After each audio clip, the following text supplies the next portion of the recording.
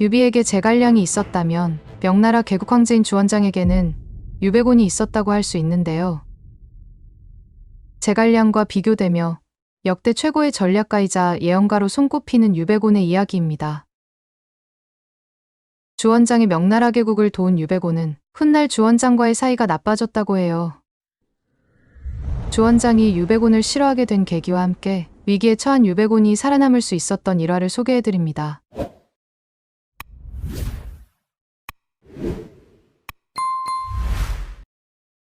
유배곤은 원래 원나라의 진사였다. 그러나 원나라 마지막 황제 순제가 연희와 환락에 빠져 정치를 돌보지 않아 재정이 문란해졌고 백성들이 고통받았으며 도처에서 도적들이 일어났다. 원나라의 기운이 다하여 천하가 혼란에 빠진 것을 보고 있던 유배곤은 당시 이미 금능을 함락시키고 세력을 넓히고 있던 주원장의 초빙 요청을 받아들였고 주원장의 중요한 책사가 되었다. 주원장을 도와 명나라 개국에 힘쓴 유배곤은 초기에 많은 법률 제정에 참여하였으며 민심을 안정시키는 데 중요한 역할을 하였다.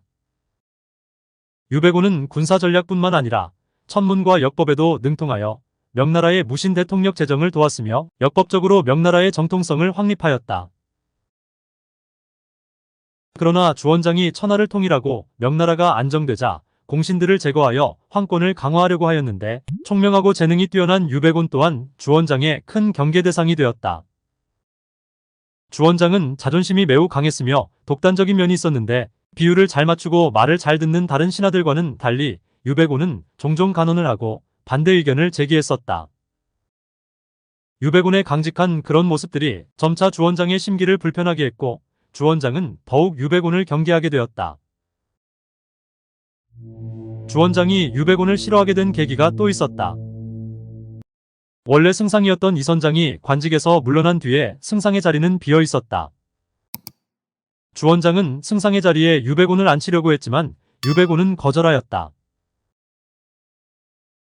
그래서 주원장은 유배곤에게 양언, 왕광양, 호유용 이 세 사람 중에 누가 승상에 적합한지 물었다. 그러나 유배곤은 세 사람 모두 적합하지 않다고 하였다. 주원장의 생각에는 유배곤이 자신도 승상을 하지 않겠다고 하고는 다른 사람까지 못하게 하는 것으로 보였고 그런 모습에 대해 크게 실망하였다.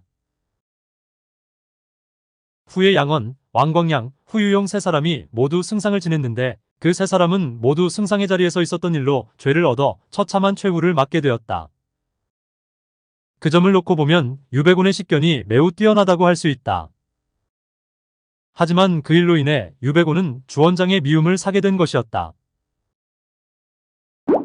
주원장이 유배곤을 죽이려고 했을 때 유배곤을 살린 네 글자. 어느 날이었다. 명나라 개국 황제 주원장은 재능이 뛰어난 유배곤이 큰 우환이 될 수 있다고 여기고 있었다. 한 번은 주원장이 유배곤을 시험해보기 위해 그를 궁으로 불러들였고 한동안 가벼운 담소를 나누고 있었다. 그러다 주원장이 유배곤에게 이렇게 질문하였다. 대명제국의 강산과 사직을 얼마나 유지할 수 있겠는가? 이 질문은 목숨이 걸린 문제였다고 할 수 있는데 일반적인 보통 사람들은 그 어떤 대답을 하더라도 죽을 죄를 면할 수 없는 질문이었다. 그야말로 주원장이 유배곤을 향해 번뜩이는 칼날을 빼들었다고 볼 수 있는 상황이었다. 유배곤은 잠시 생각에 잠겼고 곧이어 네 글자로 대답하였다. 만자만손. 유배곤의 대답을 들은 주원장은 만명의 자손들이 대대로 명나라를 지킬 것이라는 뜻으로 생각하고는 매우 기뻐했다. 그래서 유배곤을 더 이상 난처하게 하지 않았고 상을 하사하며 돌려보냈다. 그러나 사실 그 네 글자는 대명제국이 만력제의 아들 손자에서 망한다는 뜻이었다.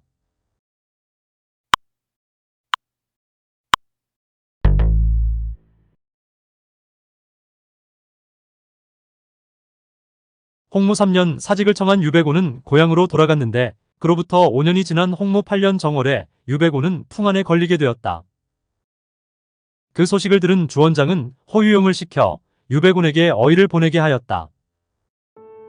그러나 이상하게도 유배곤은 어의가 처방한 약을 복용한 후에 병세가 점점 더 악화되었고 곧 죽게 되었다.